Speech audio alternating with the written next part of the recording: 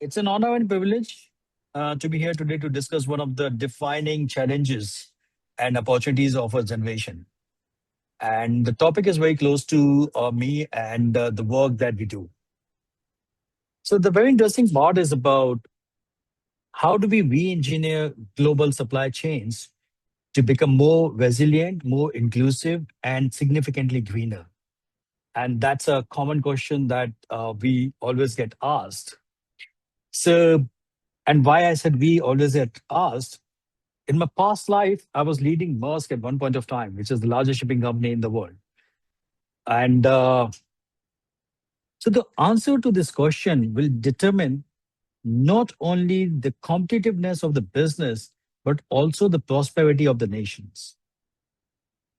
Because supply chains are no longer simply about moving the products. They determine whether a farmer receives a fair price. It's about whether a medicine reach remote villages, whether food is wasted or consumed, whether industries remain competitive, and whether countries remain resilient during crisis. That's what we have seen recently and quite rigorously as well. And increasingly, they determine whether we can achieve our climate goals. Now, you would think that I'm talking about pretty cliche, but let me tell you,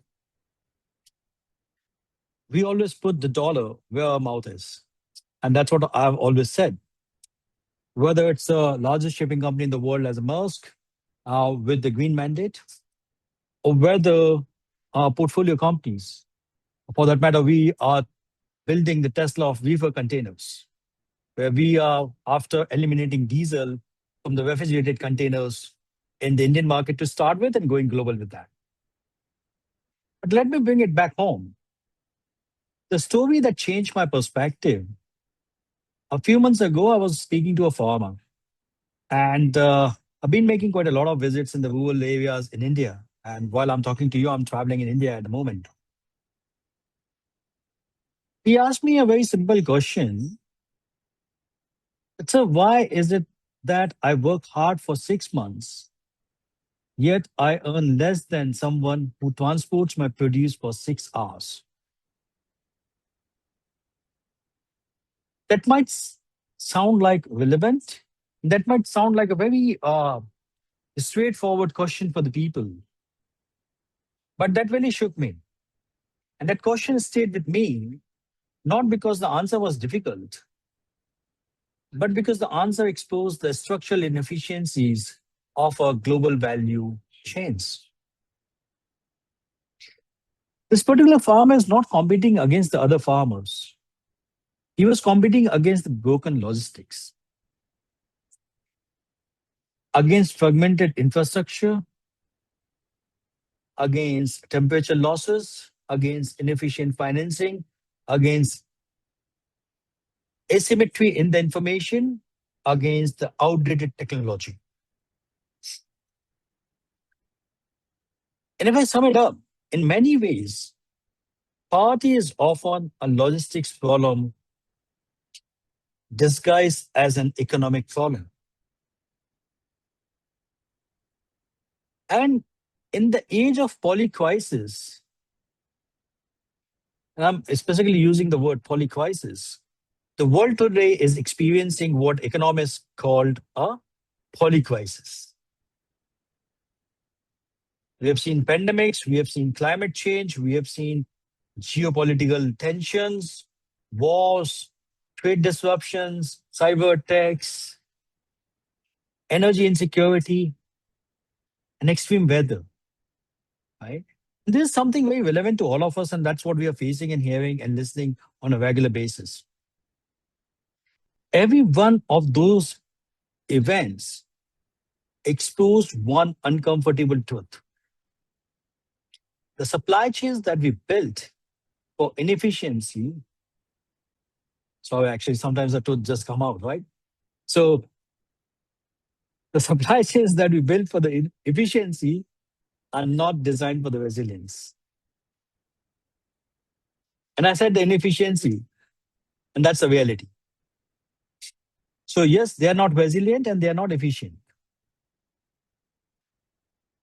For, for almost 3 decades, the globalization, what we are seeing, has optimized one thing is the lowest cost, single sourcing, just in time manufacturing, long distance production, lean inventories. And that model created extraordinary prosperity. But it also created extraordinary fragility as well. And we don't have to go far back in a memory. And COVID has showed us uh, quite clearly. The Suez Canal blockage showed us again. Semiconductor shortages, we know what happened.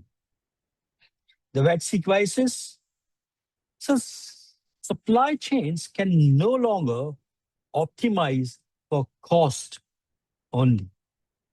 And that's very clear. We have seen this over and over again. And they must optimize for the resilience. So the new supply chain equation for decades, the formula was very simple. Lowest cost equal to competitive advantage. Today, the equation has fundamentally changed. The competitive advantage now equals your resilience, sustainability, digital intelligence, and inclusion. So it's not only about the cost. Cost advantage itself is not good enough, and we know that.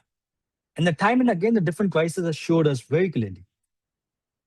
And this is perhaps the biggest redesign of industrial systems since the Industrial Revolution. It's very interesting to be in this time, and not only from the global markets perspective, but how the whole global supply chain is getting redesigned, re engineered. Now, the question comes on that why inclusion matters. So, when we discuss supply chains, we often think about ports, containers, ships, warehouses, and factories. But supply chain begins with people. Millions of small farmers, women entrepreneurs, MSMEs, those who are actually backbone of the economy, artisans, rural manufacturers, local innovators, and many remain disconnected from formal global markets, not because they lack quality, but because they lack access. And it's very interesting and a very time topic. And thank you for asking me to come here. For I've been into the supply chain space since my time at Maersk and being in the finance for well over 2 decades. And today, what we are doing is redesigning some of the global supply chain. And when I say we, so we are building a consortium, bringing the companies together and working through it. So that's why it's very relevant topic.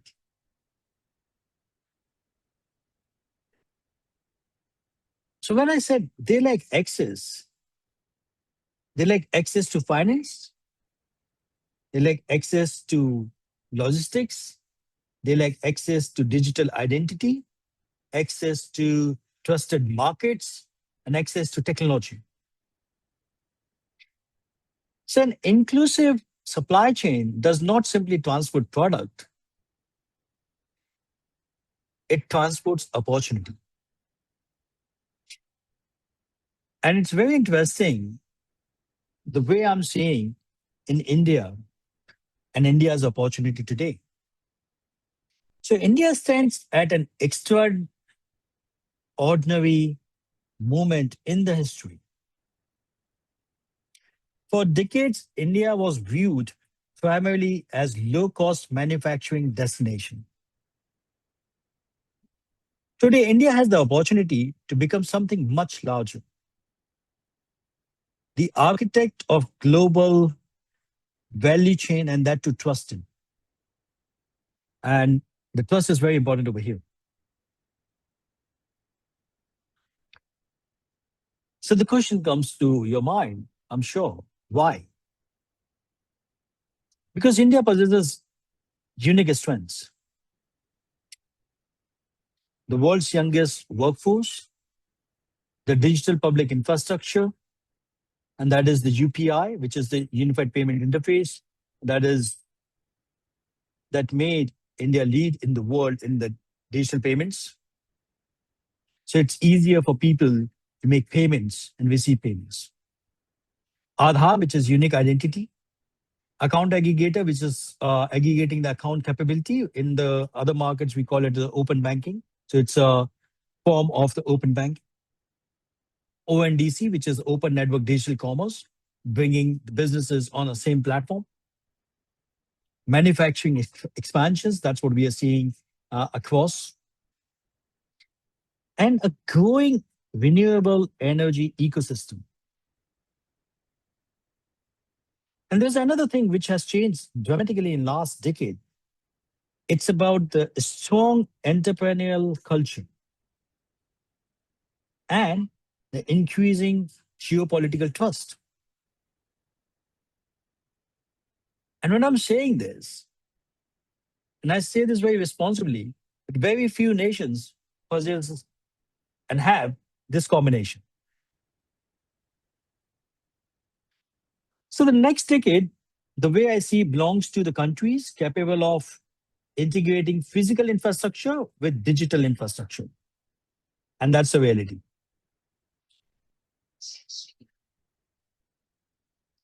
Supply chains are becoming intelligent networks. And I can tell you from personal experience in 2017 fiasco at Maersk that made us work differently, do things differently. After NotPetya, world has seen the way Maersk has changed its course. Historically, supply chains moved products. Tomorrow, they will move data first. AI will predict the demand, and digital twin simulate the disruptions. Your IoT monitors the assets continuously, and blockchain establishes trust. And satellite connectivity improves your visibility. So, in a nutshell, your autonomous logistics reduce cost, and your predictive analytics eliminate waste.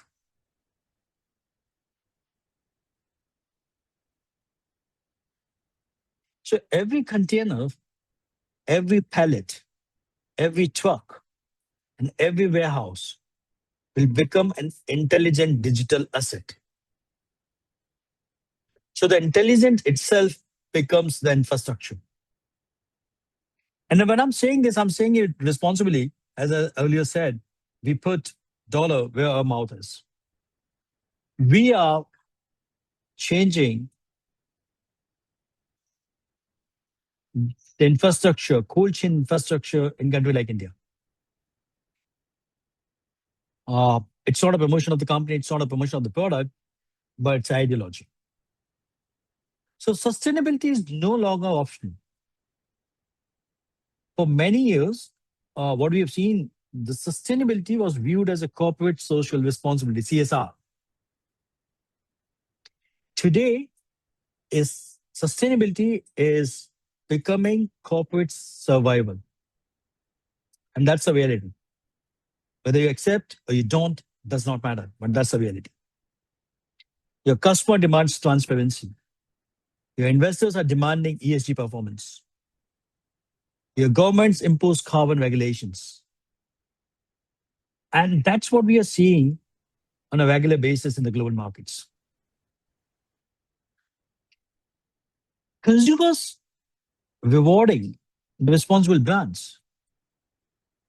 And I would say, take a moment and think about yourself. You are going to lean towards the more sustainable brands than not so sustainable brands. And waste is becoming an economic liability, and energy efficiency is your competitive advantage. So, green value chains are no longer driven by regulation alone, they are driven by economics. The energy efficient systems reduce your operating cost. And I can tell you responsibly, and I can prove you that. Renewable energy lowers your volatility. And obviously, what we have seen is the circular economy models reducing the material dependence. And that is changing the perception. So, low emissions increasingly mean higher profitability.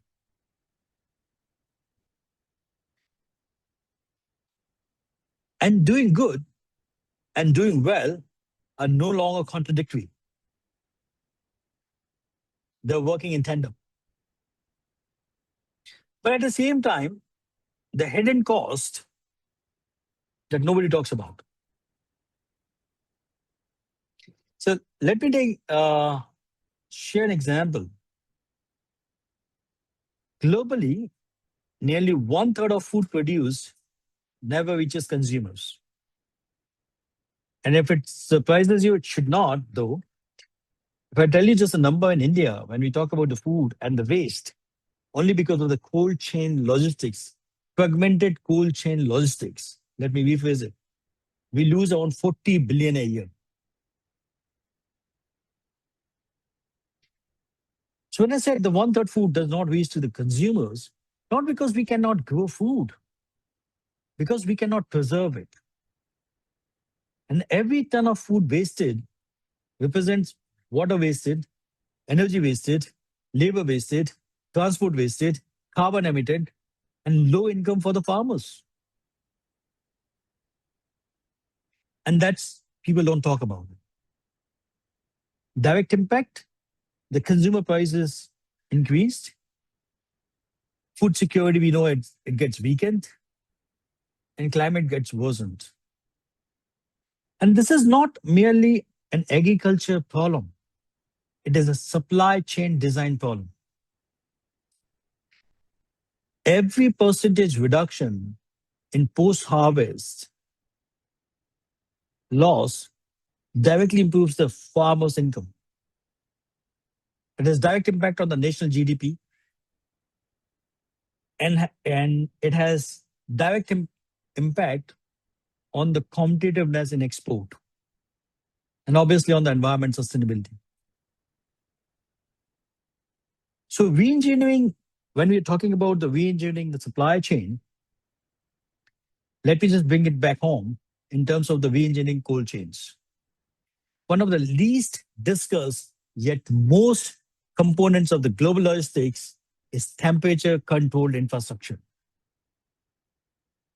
Cold chain supports your agriculture, vaccine, pharmaceuticals, biotechnology, food processing, defense logistics, space missions, chemicals. If you're surprised on the defense and the space, I can uncover that in personal sessions. Unfortunately, I won't be able to talk more about it over here for the national security and the geopolitical reasons. But I can tell you more in detail because food and perishable items that everybody talks about, it's a different thing. But yet, much of the today's cold chain is still relies on the decades old diesel technologies. This represents both an environmental challenge and an economic opportunity. So if you say like you said you are doing this, yes. You're an opportunist, yes. Because what I want to do, I want to reduce the cost for the people. I want to get environments better, and I want to convert the capex to opex. Right? How we'll talk at some point of time in future. But the future lies in intelligent, autonomous, low carbon refrigeration systems powered by advanced batteries, renewable energy, and AI driven thermal optimization and predictive maintenance. So when innovation reduces emissions, while it is reducing operating costs, the adoption accelerates, which is obvious. If I tell you, like, if you are going to spend $100 to run a refrigerated containers for 24 hours, but hey, I can give you at the similar container and better one, which will only cost you to run 24 hours, the same amount of time in $20, your answer is going to be get me that as of yesterday. So this is the type of engineering the future demands. I know I've taken a lot more time over here, but let me bring it home. So the way I see is six principles of future global value chains. I believe the future ready supply chains will be built upon six fundamental principles. The first, you're digital by design. Every asset connected, every shipment visible, every transaction is trusted, and every decision is data driven. The second principle is green by default. So renewables are integrated, the energy is optimized, the waste is minimized, and your carbon is measured throughout. And the one major aspect that is the topic as well is the inclusivity. And the way I see this as inclusive by architecture. And what do I mean by that? It's your small businesses integrated, the your women entrepreneurs are empowered, farmers digitized, your MSMEs are getting financed because that's where the biggest challenge, another biggest challenge that we see. And your communities are connected. At the same time, when I think thoroughly, I said six, so we are done with the three. Now, what next? So, we started with the resiliency. So, resilient by design, what does it really mean?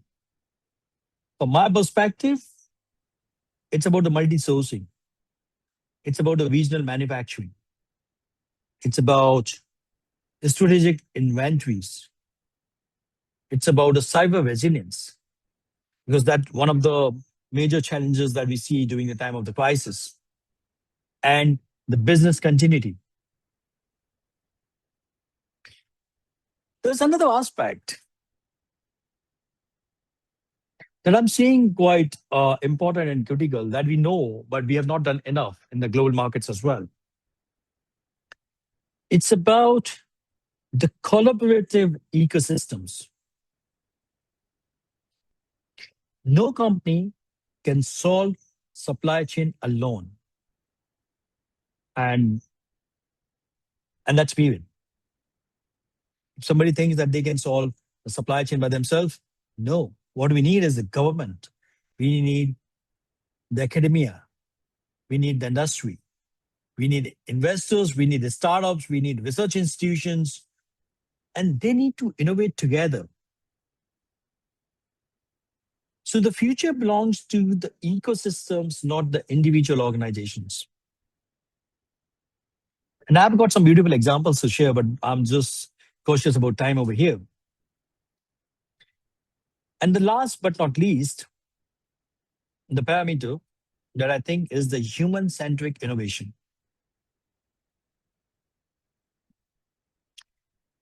Technology should amplify human capability, not replace humanity. The overall objective is better livelihoods, better healthcare, the better education, the better opportunity, and better quality of life.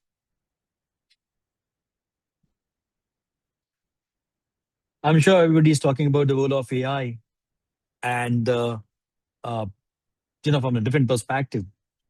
So the artificial intelligence is transforming every stage of value chains, from your forecasting to demand planning to your optimization of inventories to your selection of suppliers to your route optimization. That's what we have been using for a long time. Prediction of risk, quality assurance, fraud detection, and last but not least, and the most important, is the autonomous operations. However, the AI should augment the human intelligence rather than replace it. So the responsible AI must remain transparent, ethical, explainable, and inclusive. I know we are not talking about AI over here, but that is equally important from the global supply chains perspective. The technology without trust will never scale. So the investment opportunity is enormous.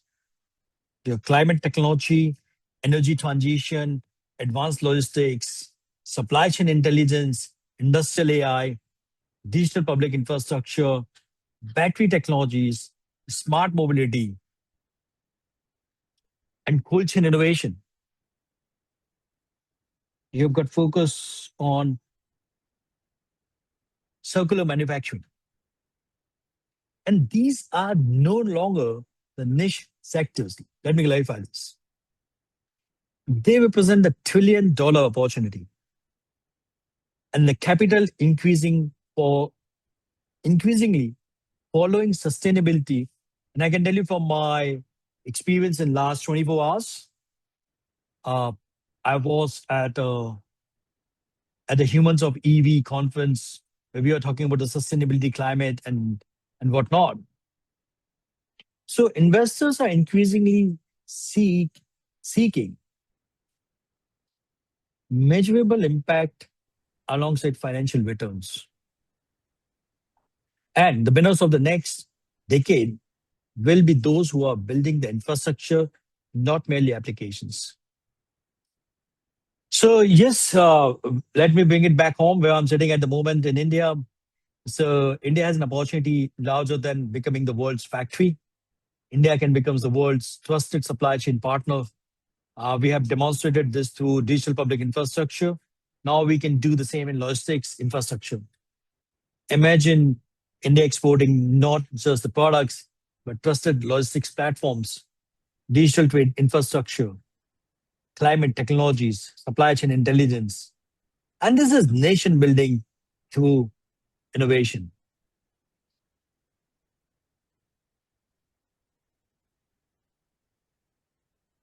So I've got, when we think about, so what's in it for the people, like, for everybody? What is the CDA? What is the call to action? And what we are looking at from the policymakers? Simply design regulations that reward sustainability and innovation. To the investors, back long-term infrastructure and climate technologies. To entrepreneurs, solve national problems with globally scalable solutions. And to corporates, build ecosystems, not silos. And to universities, create innovators, not just the graduates. And to all of us, remember that every supply chain ultimately serves people.